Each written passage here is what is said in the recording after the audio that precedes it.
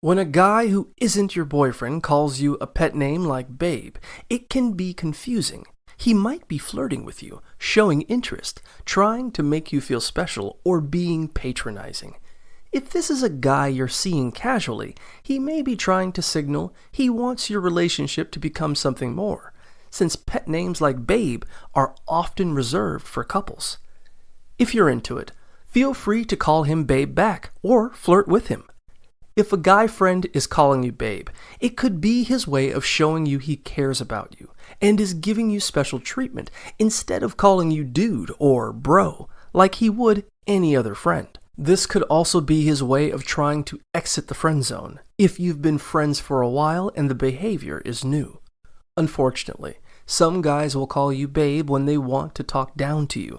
This usage is especially common in the workplace or with a guy you've just met. If you're not interested or feel his intentions are derogatory, you can ignore him or ask him to stop. If necessary, involve someone in charge.